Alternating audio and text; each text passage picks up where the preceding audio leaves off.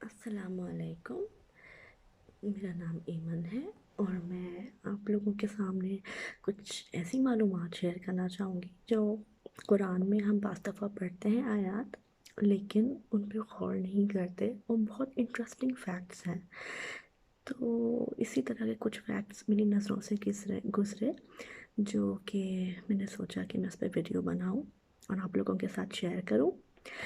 تو سب سے interesting fact جو کہ حضرت آدم علیہ السلام کی کریشن سے لنکڈ ہے، وہ یہ ہے کہ ہم سب جانتے ہیں کہ حضرت آدم علیہ السلام کو اللہ تعالیٰ نے کس طرح پیدا فرمایا تھا، اور پھر سجدہ کرنے کے لیے حکم دیا گیا تھا فرشتوں کو، اور ابلیس نے نافرمانی کی تھی۔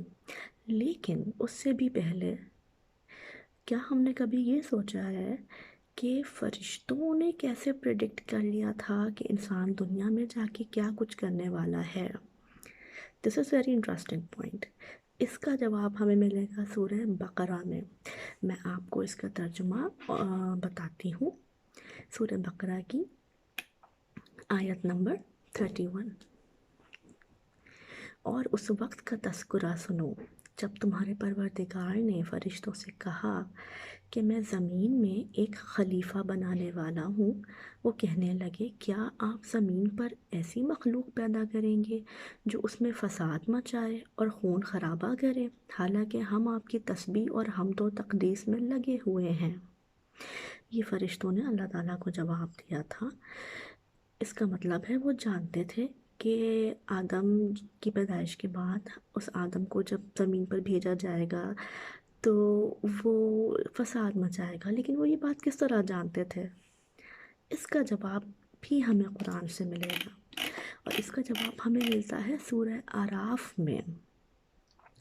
اور اس کا جواب اس طرح سورہ اعراف میں ہے، اس کی آیت نمبر 11 میں، اور ہم نے تمہیں پیدا کیا، پھر تمہاری صورت بنائی، پھر فرشتوں سے کہا کہ آدم کو سجدہ کرو، چنانچہ سب نے سجدہ کیا سوائے ابلیس کے، وہ سجدہ کرنے والوں میں شامل نہ ہوا۔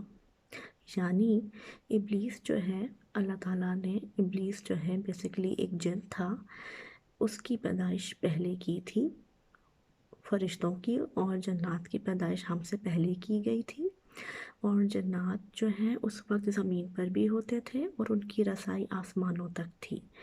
اور جو ابلیس ہے وہ پہلے جن تھا اور ابھی بھی جن ہے، لیکن وہ عزازیل نام تھا اس کا۔ لیکن اس آیت سے یہ ثابت ہوتا ہے کہ وہ پہلے سے اس دنیا میں موجود تھا، اور پہلے سے موجود جنات نے زمین کے اوپر فساد مچا رکھا تھا۔ یہی وہ وجہ تھی جس کی بیسس پر فرشتوں نے اللہ تعالیٰ سے یہ کہا تھا یا درخواست کی تھی کہ ہم تو آپ کی حمد و ثنا میں کرنے میں دن رات لگے رہتے ہیں، تو پھر آپ انسان کو خلیفہ کیوں بنا کے بھیجنا چاہتے ہیں؟ تو یہ ایک انٹرسٹنگ بات تھی جو کہ فرشتوں نے اللہ تعالیٰ سے فرمائی تھی حضرت آدم کی کریشن کے وقت۔